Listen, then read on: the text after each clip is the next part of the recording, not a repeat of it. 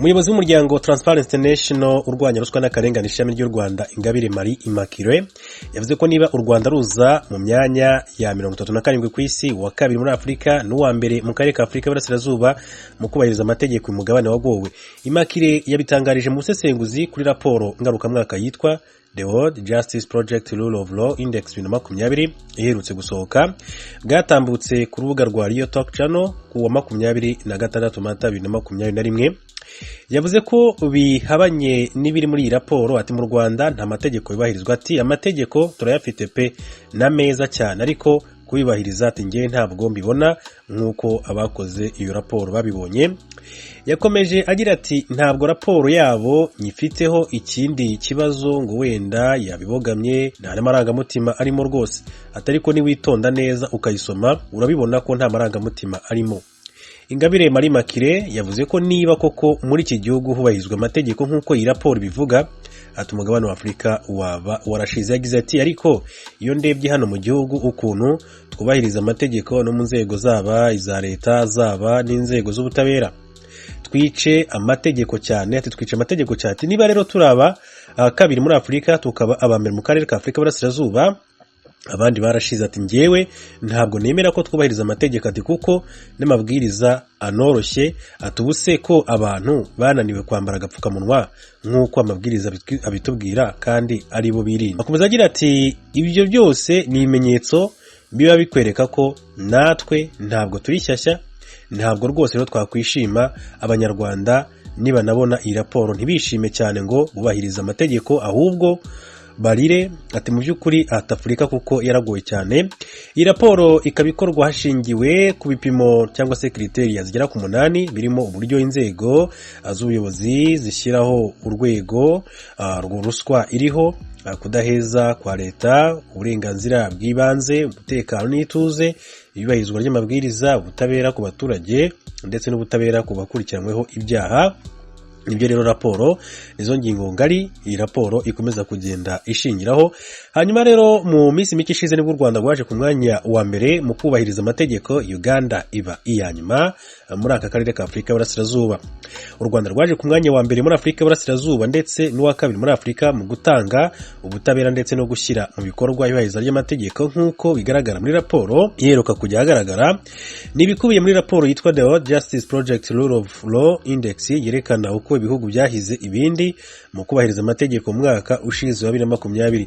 Iyi raporo yasohokeye i Washington DC muri Leta Zunze Ubumwe za Amerika, ishyira u Rwanda ku mwanya 37 ku isi ndetse n'uwa kabiri muri Afrika mu bihugu bigera ku 128. Igihugu cya Tanzania nicyo gikurikira u Rwanda mu karere, dore ko ari icya 93 ku isi, kigakurikirwa na Kenya ya gatatu 102 ku isi, mu gihe Uganda ya nyuma mu karere mu kubahiriza amategeko iza ku mwanya 120.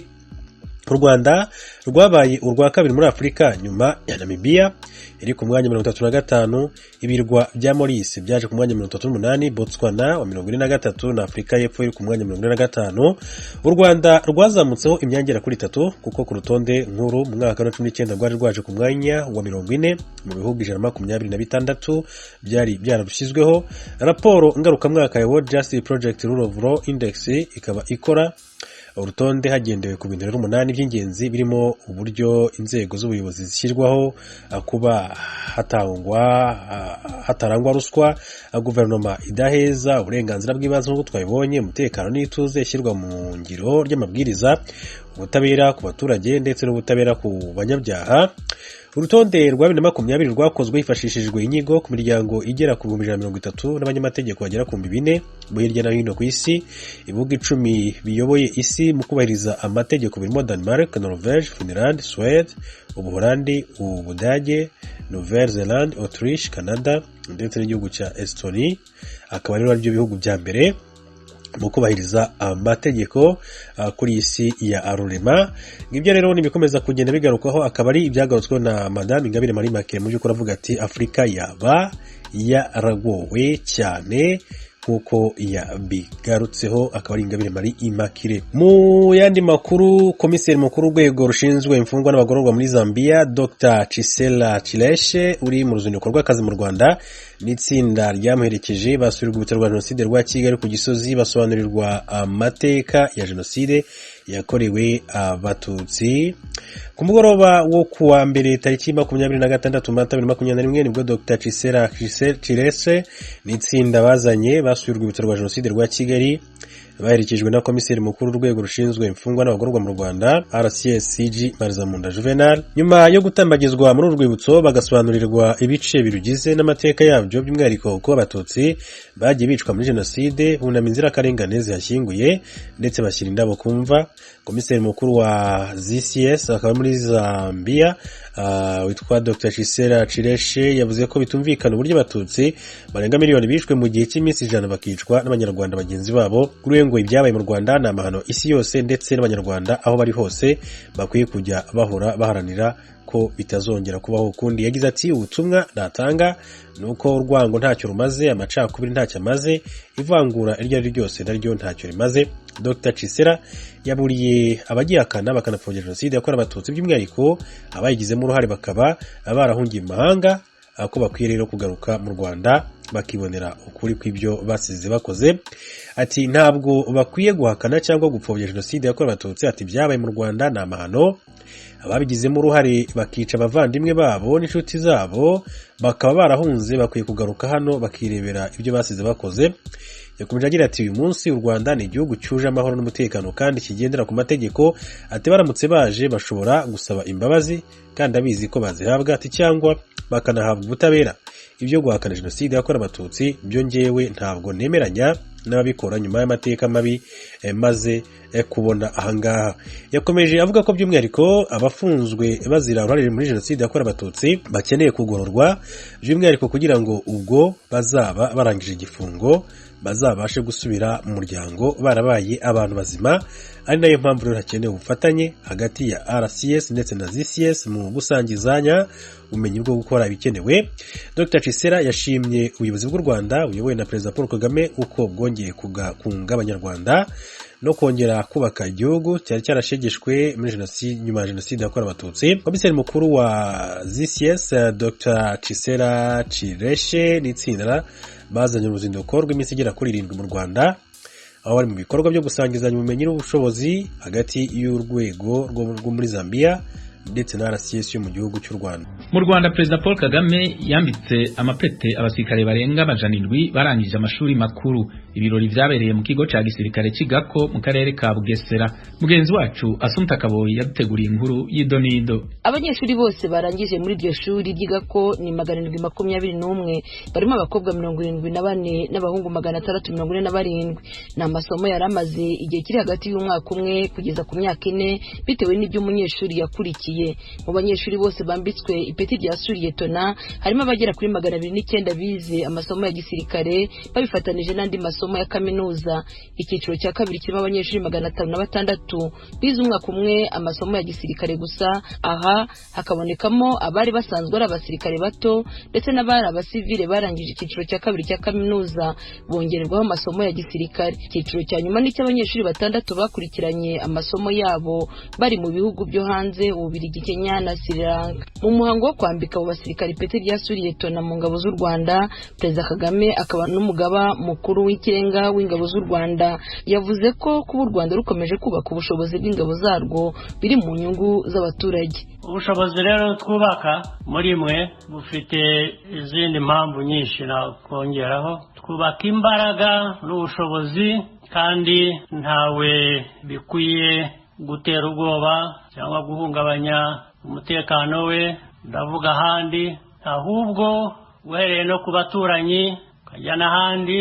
Twifuza umubano mwiza, tuzakora ibishoboka byose kugira ngo uwo mubano uboneke, duhereye ku baturanyi, hari amajyepfo, hari uburasirazuba, hari uburengerazuba ndetse n'amajyaruguru. Umukuru w'igihugu yumvikanishije ko kubaka ubushobozi bw'ingabo z'igihugu bifasha mu gukumira abahungabanya umutekano. Ariko icyo twubakira ubwo bushobozi ni ukugira ngo nyine u Rwanda rugire umutekano, uwo mutekano tuwubakireho dutere imbere, ariko noneho no kugira ngo byumvikane ko icyo gihe iterabwoba ryatuzaho twahangana naryo uko bikwiye. Cyashaka guhungabanya ubusugire bw'igihugu cyacu icyo ari cyo cyose aho cyava hose, ubwo bushobozi niko twifuza kubukoresha. Ntabwo twifuza kubukoresha hanze y'igihugu cyacu tugira uwo dutera ubwoba cyangwa iki cyangwa tugirira nabi, oya,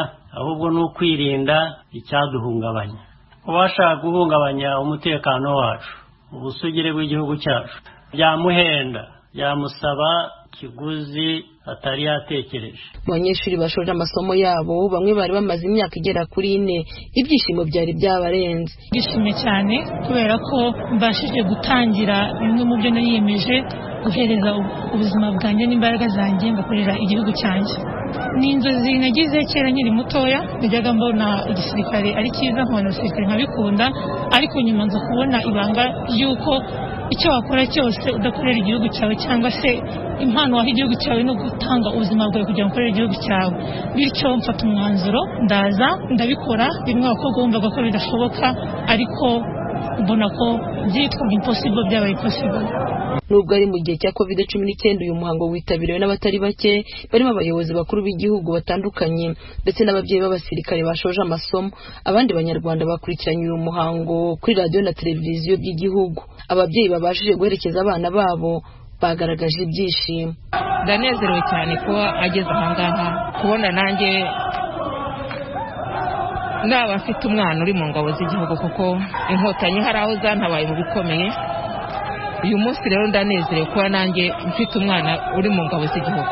None uyu munsi wa none rero nanjye biranejeje kuba afite umwana nanjye uzarengera abandi nyuma, kubaka amaboko akarengera abanyarwanda, abana b'abanyarwanda. Ishuri rya gisirikare rya Gako ryatangiye gutanga amasomo mu mwaka w'1999 ryigisha ubumenyi, imikorere, indangagaciro n'imyifatire by'umwuga wa gisirikare. Muri 2015 ryagiranye ubufatanye na kaminuza y'u Rwanda bwo gutanga amasomo 3 y'icyiciro cya kabiri cya kaminuza, ariyo ubumenyamuntu, ubuvuzi ndetse n'ubuhanga mu by'ubukanishi n'ingufu. Assumpta Kaboye, Ijwi ry'Amerika, i Kigali. Bakunze baradijwe ry'Amerika mutuye mu burasirazuba bwa Repubulika ya Demokarasi ya Kongo, tubararikire kujya mukurikira ibiganiro byacu ku maradiyo akurikira. Radio Communautaire La Voix de Mikeno ibunagana ni ku murongo wa FM 99.7. Radio Ngoma na Amani mu mujyi wa Baraka kuri FM 88.8. Radio Baraka FM nayo mu mujyi wa Baraka ku murongo wa FM 94.4. Radio Communautaire de la Vérité ikorera mu mujyi wa Kiwanja kuri FM 99. Naba dukurikira bari mu majyepfo ya Uganda, mwakumva ibiganiro byacu kuri radio Ijwi riyobora Voice of Muhabura ku murongo wa FM 88.9. Ni radio Ijwi ry'Amerika iminsi yose kuva kuwa mbere kugera ku cyumweru.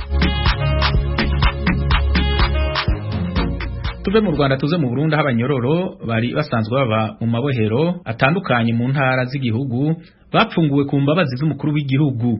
Perezida Evariste Ndayishimiye yari mu birori byabereye mu ibohero rya Mpimba i Bujumbura. Inkuru ya mugenzi wacu Desire yatunga Imana ari Kigali mu Rwanda. Karakamwe mu ntangere mu ibohero rya Mpimba mu gisagara cya Bujumbura, aho bari bahafungiwe majana 972 batashe mu zabo ku kigongo cy'umukuru w'igihugu. Umukuru w'igihugu yari yishikiye ku Mpimba mu ntumbero yo gushira mu ngiro ingingo yafashe igenekezo ya 3 ukwezi kwa 5 no mwaka. Yamenyesheje ko iyo ngingo itashotse ija mu ngiro kubera ibikorwa byo mu babohero amwamwe byari bitunganijwe nabi, maze bituma igikorwa kitoroha gushira mu ngiro buno nyene. Perezida Evariste Ndayishimiye yatekereye impanuro abo barekuwe. Mugende muhe icyizere ababanyi bumve ko ari